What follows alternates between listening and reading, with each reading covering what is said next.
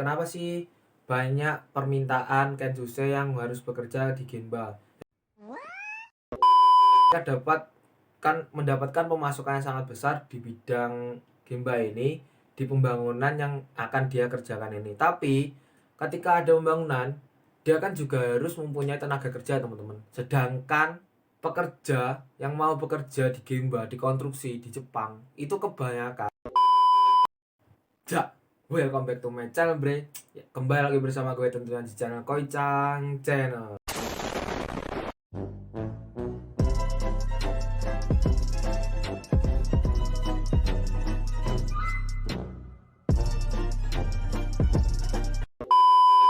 Makasih bagi kalian yang udah mengklik video kali ini. Makasih bagi kalian yang udah subscribe aku, yang udah ikutin aku dari awal sampai saat ini ya teman-teman.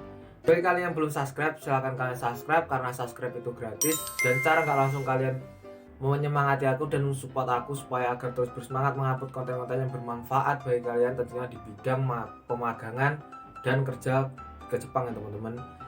Dan setelah kalian subscribe, jangan lupa kalian nyalain tombol lonceng, karena ketika kalian nyalain tombol lonceng, setiap aku upload video, kalian akan dapat notifikasi dan langsung cek pantengin kui. Iya. Selamat pagi teman-teman.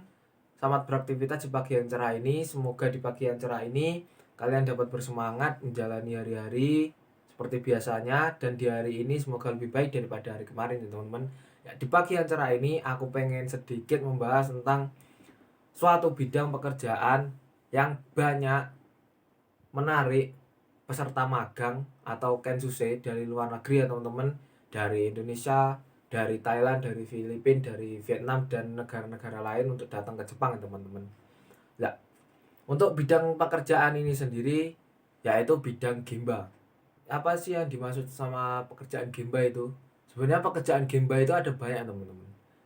Pekerjaan Gemba itu kayak pekerjaan konstruksi lah yang ada di lapangan. Dia mengerjakan kayak infrastruktur buat negara, kayak membangun rumah sakit lah, membangun jalan tol, dan membangun fasilitas umum.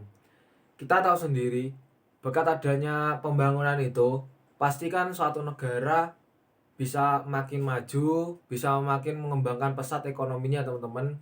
Kita kan tahu sendiri, Jepang itu kan merupakan negara maju, bahkan sangat berpengaruh bagi ekonomi di dunia ini ya teman-teman. Mengerikan. Untuk menjalankan itu semuanya, pasti Jepang itu nggak terlepas sama bidang Genba atau bidang konstruksi.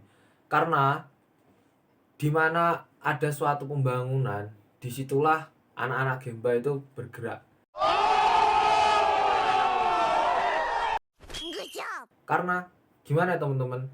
Suatu negara kalau pengen ekonominya maju, ekonominya berkembang pesat, itu dia juga harus memperbarui atau membagusi semua fasilitas umum kayak jalan, kayak untuk distribusi semua apalah peralatan semua itu kan harus dibangun dengan cepat dan besar.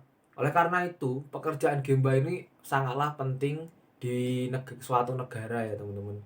Oleh karena itu, permintaan pekerjaan di bidang konstruksi ini kayak pengaspalan, kayak pengecoran, pembangunan ini kan pasti banyak dari negara. Nah, sedangkan gini, di Jepang yang ngerjain itu bukan negaranya, tapi itu kayak perusahaan-perusahaan kayak di Indonesia kayak pemborong lah. Tapi kan di Indonesia kayak gitu kan, dia kerja pemborong ya, satu perusahaan ini ngerjain semuanya. Tapi kalau di Jepang nggak kayak gitu. Di Jepang ini dia ngerjainnya per perusahaan. Contohnya di perusahaanku ini di bidangnya cuma kata waku. Ya udah, aku cuma ngerjain kata waku. Kata waku itu kayak cetakan, bikin cetakan buat pengecoran, kayak bikin rumah sakit, yaitu bikin papannya lah, nata papannya itu buat sebelum ngecor. Ya itu cuma ngerjain itu doang. Yang buat tagging yaitu perakitan besi, ya dia cuma ngerakit besinya itu, nggak ngerjain yang lain, cuma ngerjain itu doang. Karena permintaannya sangat banyak untuk pembangunan itu, tentunya juga suatu keuntungan dan suatu yang hal sangat menyulitkan bagi pengusaha-pengusaha di bidang konstruksi ini. Karena apa? Emang benar mereka mendapatkan pemasukan yang sangat besar di bidang Gemba ini, di pembangunan yang akan dia kerjakan ini. Tapi ketika ada pembangunan, dia kan juga harus mempunyai tenaga kerja teman-teman. Sedangkan pekerja yang mau bekerja di Gemba, di konstruksi di Jepang, itu kebanyakan orang-orang tua yang udah berumur lanjut sekitar 40 tahun ke atas. Sedangkan untuk anak mudanya, di Jepang itu jarang yang mau kerja ke Gemba. Karena gimana? Tahu sendiri kan pekerjaan Gemba, pekerjaan konstruksi itu udah pekerjaan kotor, kasar, dan capek ya teman-teman pastinya. Makanya anak-anak muda Jepang itu jarang yang ada yang mau kerja ke Gemba. Dia lebih milih pekerja kantoran, kalau nggak gitu bekerja di pabrik. Kalau itu pilih kuliah mereka dibanding buat kerja ke Gemba. Bahkan presentasi kerja di Gemba itu kebanyakan orang tua itu kurang lebih sekitar 70% kebanyakan orang tua. Yang 30% yang lainnya kayak anak-anak muda. Karena gini, tahu sendiri ya teman-teman, biaya hidup di Jepang itu mahal dan mereka juga harus bayar asuransinya setiap bulan. Mulai dari asuransi sosial, asuransi kesehatan, asuransi pensiun kerja. Dimana dia sebelum umur 60 tahun, dia nggak bakalan dapat asuransi pensiun kerja. Yaitu bisa disebut sama Nanking. Oleh karena itu, mereka mau nggak mau, dimana umur yang 50 tahun ke atas itu jarang yang diterima kerja di pabrik. Yang hanya menerima mereka bekerja yaitu hanya di bidang Gemba. Karena apa? Di bidang Gemba tersebut itu permintaan pembangunan semakin banyak, tapi para pekerjanya itu sedikit. Jadi itu pengusaha-pengusaha pun juga kerepotan. Makanya dia mau nerima orang yang udah pensiunan kerja dari pabrik untuk kerja ke Gemba. Selain itu, karena permintaannya sangat besar oleh pemerintah untuk membangun ini, mereka pun juga pengen menyelesaikan pembangunan ini secara cepat. Oleh karena itu, mereka berpikir, berinisiatif untuk mengambil pemagang-pemagang kayak dari Indonesia, dari Filipina, dari Vietnam, sama dari Thailand dan lain-lain untuk datang ke Jepang untuk masuk ke perusahaannya untuk membantu mengembangkan, untuk membantu pembangunan fasilitas ini, dan supaya ketika ini udah selesai pembangunannya bagus tepat waktu, pasti citra perusahaan ini kan besar, bakal dipercaya lagi oleh pemerintah untuk membangun fasilitas selanjutnya, dan pasti itu sangat menguntungkan bagi pendapatan perusahaan dan pengusaha tersebut ya teman-teman. Karena alasan minimnya pekerja yang ada untuk kerja di bidang Gemba ini, oleh karena itu pengusaha-pengusaha ini mengambil pekerja pemagang dari luar negeri ya teman-teman. Karena pemagang dari luar negeri itu kan pastinya muda-muda, kayak dari Indonesia lah, contohnya kayak aku lulus SMK itu langsung daftar ke LPK, langsung berangkat ke Jepang. Makanya Jepang bayangin umur 20 tahun dan teman-teman, dimana umur 20 tahun ini anak-anak muda Jepang itu masih sibuk main, masih sibuk kuliah, itu jarang mau kerja. Terus kebanyakan yang kerja di sini kan juga orang tua. Iya, emang mereka mempunyai otak yang cerdas, mudah mempunyai pengalaman yang banyak di kerjaan ini. Tapi kan dia juga nggak bisa kerja berat.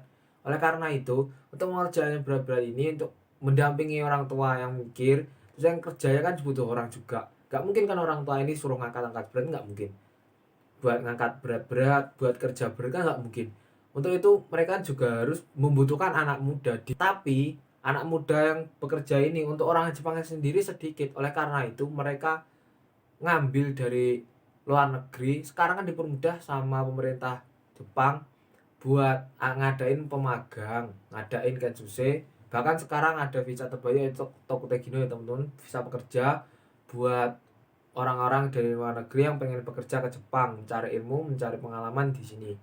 Yaitu makanya ada kesempatan itu mereka juga berinisiatif untuk mengambil kensuse dari luar negeri untuk didatangkan ke Jepang untuk bekerja di kerjaannya, untuk bekerja di perusahaannya, untuk menyelesaikan proyek-proyek dari pemerintah ini ya teman-teman.